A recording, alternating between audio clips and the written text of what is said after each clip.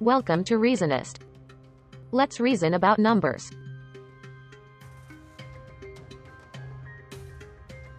We are surrounded by numbers every day and everywhere in our lives. We are so much used to them that we often do not even think about them. So what are numbers, and how do they work? There is one thing to clear up first. This is not a number, the same way as this is not a word. They are representations. We often use these terms in different contexts, but as always in mathematics we need to be a little more specific here. In writing, a word is a sequence of letters which stand for sounds, or phonemes, that make up the spoken word. But not every possible combination of letters is a word. Only those which can be pronounced and carry an actual meaning are what we usually consider words. Other combinations still can be identifiers. Just like that, a number is a sequence of symbols we call digits. There also are a lot of combinations which are just that, sequences. Identifiers like phone numbers, product codes, or the secret combination to someone's suitcase. Only when a number represents a count, amount, or a measurement, then we can think of it as a true number. It has a value like a word has a meaning. This context is usually expressed with a unit of the items that are counted. With these kinds of numbers we can do calculations. So why do we have special symbols when we could just use the words we already have for numbers? Actually, there are an infinite number of possible values, but only a few words for them in any language. Usually those are all the smallest amounts, a few of the higher ones, and not to forget the zero or no amount. In English we can count from 1 to 12, have some multiples of 10, and an alternative and a multiple of 12. Every other value is expressed with a combination or a derivation of these few words. The simplest way to write down a count is by drawing one line per item. For better readability they can also be grouped together like this. These are called tally marks. We basically get our first two number symbols representing the values 1 and 5. The Romans advanced this by still using letters.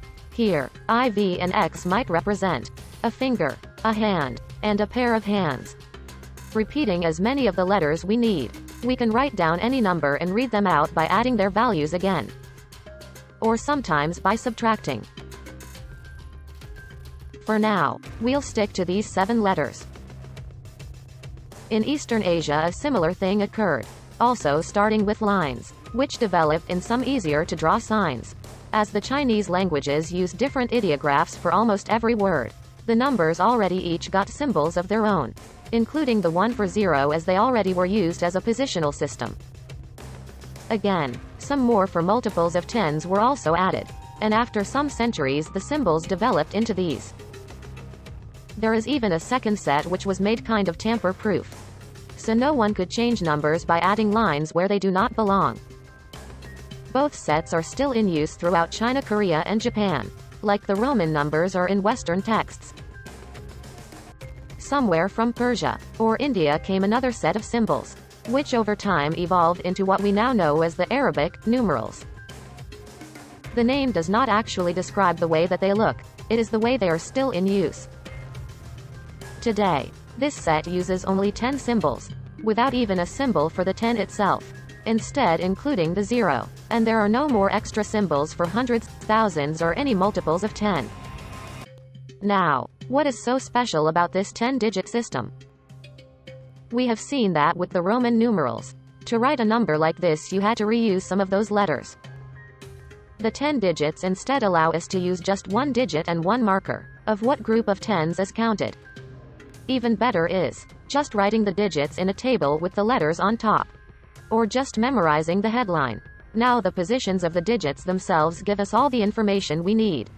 If one position stays empty we fill it with a 0. And if we need even bigger values we always can add more digits in front. As simple as this looks, it took humans thousands of years to develop this system. Now it is used in almost every writing system in the world. And those numbers look the same everywhere, even in different writing systems. And even when the direction is reversed. Nothing was changed when Europe adopted it. Numbers still are getting larger from the right to the left, because the people who invented this wrote their lists that way. Which means that actually we are reading numbers always backwards. Now let's see how this new positional system helps us with calculations. Like this addition. Any amount can be separated into smaller ones, and recombined in any way possible. But the total amount always stays the same. For our problem this means, we can split up the numbers, add together what fits best, and sum up the parts again. But by using the positions we already have the separation done, it is now digit by digit. Writing the addition in a table again, we can just add those digits, and write the sum in the same position below, adding up new digits in columns as they come about, and we end up with the same result. But still keep in mind that this means the same as this. It is just using less paper and ink. What about a different type of calculation? Multiplications. Basically, a multiplication is a repeated addition. We just could write the term on the right as often as the one on the left tells us, and add up the list. But with large numbers like these, that would not only take a long time, we most certainly would not get it right even once when we tried working through the list. So instead we do it this way. First splitting up again. Next we have to combine all the parts on one side with every one on the other side. So the best way to work through this is a 4x4 table. Here we can form all the products and multiply them out. Finally we must add all of them together. And as we know from before, we can choose freely how to do that. Let's first work out row by row. And then add up everything with the method we have just seen before. There is the result. This list here now should look very familiar, because we see people using this a lot. What trick can we use to get here, without having to write down the table every time? Just use the positional system. Again, the separation of the numbers already is done by the digits themselves. When we multiply them one by one, we will start from the center, and work to the outsides, so that each product will be placed in the correct position, under the right number. Also, to save some more space and time, we will already add up every 4 products into one, before we move to the next row. Doing it this way is just a little more advanced than the method we have seen before. But what we actually are doing here are the same steps as before, only in a different order. And we use a little of our own memory, so that we not have to write everything down. After all rows are finished, we do the last summation.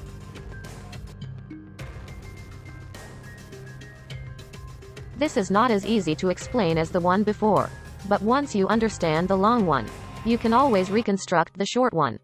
And once you mastered it, you can calculate numbers as big as you want, just by using single-digit steps. The way we use numbers and calculations is not as natural as one might think it is. No one is born with the knowledge or practice of numbers.